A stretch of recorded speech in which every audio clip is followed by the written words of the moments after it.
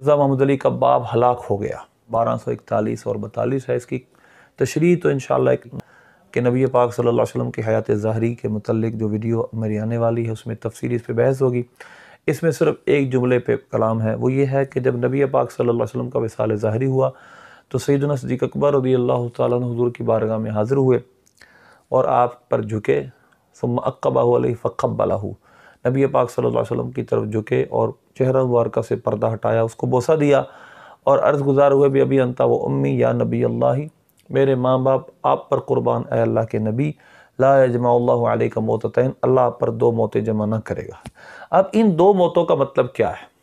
ایک بات تو یہ ہے کہ مختلف اقوال ہیں، لیکن جو سب سے بہترین جواب ہے وہ آپ کی سکرین پہ چل رہا ہے کہ ابن حجر عسقلانی رحمۃ اللہ علیہ فرماتے ہیں بل احسن من هذا الجواب واحسن من هذا الجواب ان يقال، اس جواب سے خوبصورت جواب ہے یہ ہے، بلکہ بہترین جواب یہ یوں کہا جائے ان حیاتہ صلی اللہ علیہ وسلم فی القبر لا یعقبها موت، کہ آپ کی قبر میں حیات طیبہ وہ ہے کہ جس کے بعد موت نہیں ہے، بل یستمر حیا، بلکہ آپ زندہ ہیں، والانبیاء احیاء فی قبورہم، اور انبیاء اپنی قبروں میں زندہ ہوتے ہیں۔ تو لہذا اس کا ایک مطلب تو یہ ہے کہ اللہ نے آپ کو جو قبر میں زندگی عطا فرمائی ہے وہ ہمیشہ کی ہے۔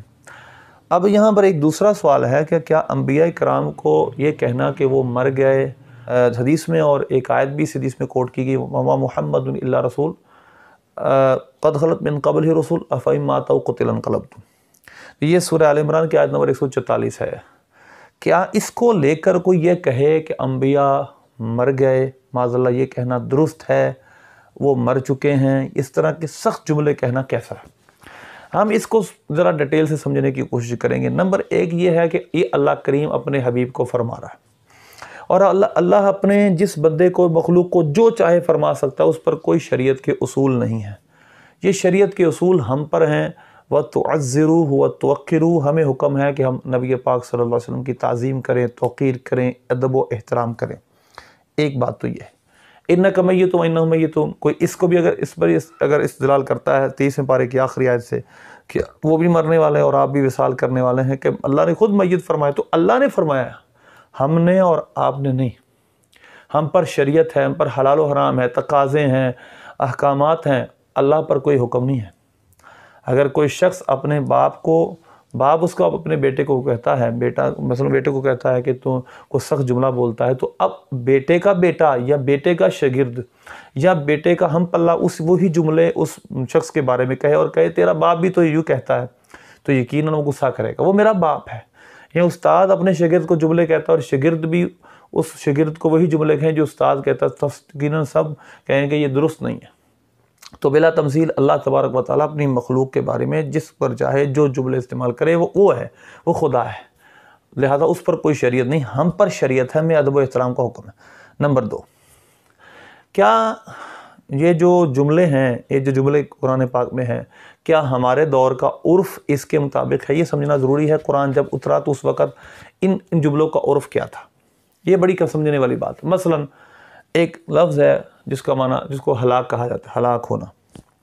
یوں کہا جائے یہ جو مرزا محمد علی نے بھی کہا ہے کہ یہ لفظ کہنا کوئی گستاخی نہیں، قرآن میں استعمال ہوا، تو ہم یہ کہتے ہیں کہ مرزا محمد علی کا باپ ہلاک ہو گیا، یقیناً غصہ چڑھ جائے گا اور کہیں گے یہ بد اخلاق مولوی ہیں، ان کو کیا پتہ مورل کیا ہوتا ہے، ایتھکس کیا ہوتے ہیں۔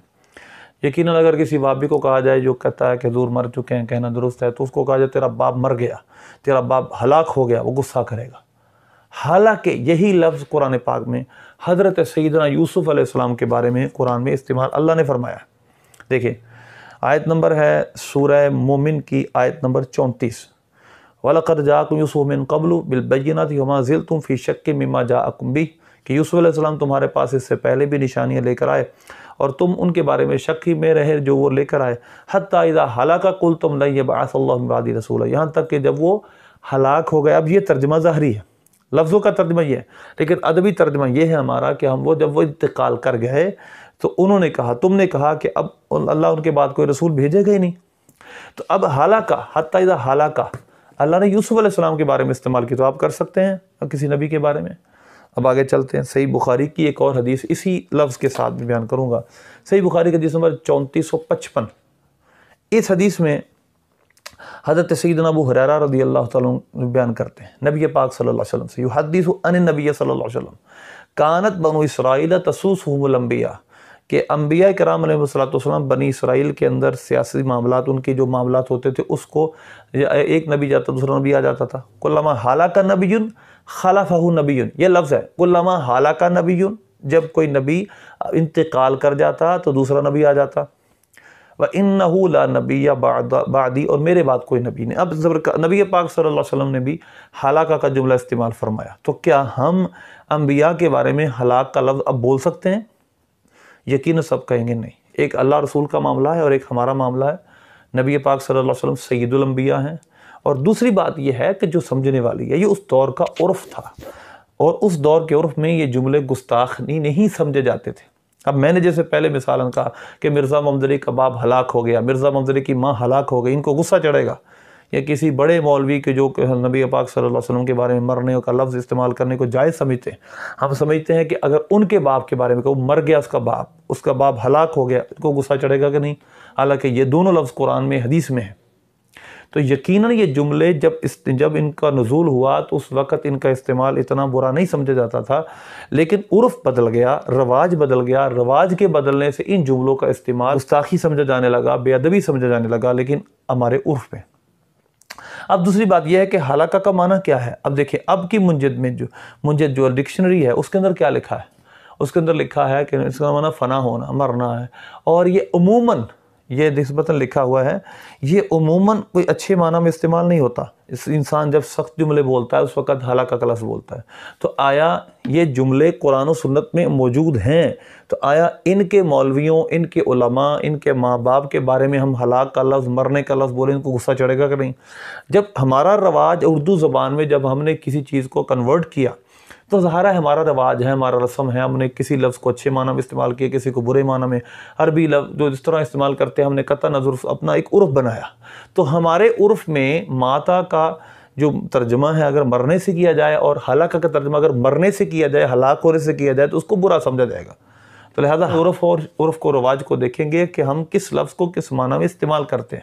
اس لیے یہ بات بڑی اہم ہے کہ انبیاء کرام علیہ السلام کو دلیل بناتے ہوئے کہ اللہ نے فرمایا ہے، رسول اللہ نے فرمایا ہے، کہ ہم بھی کہہ سکتے ہیں، یہ تو کوئی جواز نہیں ہے. ایک تو یہ ان کی شانیں اور ہیں، ان کے معاملات اور ہیں، اور ہم جیسے ادنا لوگ اتنے اعلیٰ شان والوں کے بارے میں یہ لفظ نہیں بول سکتے. اللہ خالق کائنات وہ جیسے استعمال فرمائے. نبی پاک صلی اللہ علیہ وسلم سید الانبیاء ہیں. اور دوسرا بات وہی ہے کہ یہ لفظ پہلے گستاخی کے لیے استعمال نہیں ہوتا تھا. ہمارے اردو میں اس کی جو کنورٹ کیا گیا، ہمارے فارسیز میں اس کا استعمال اچھے معنی میں نہیں ہے. تو یہ ایک سمجھنے والی بات تھی.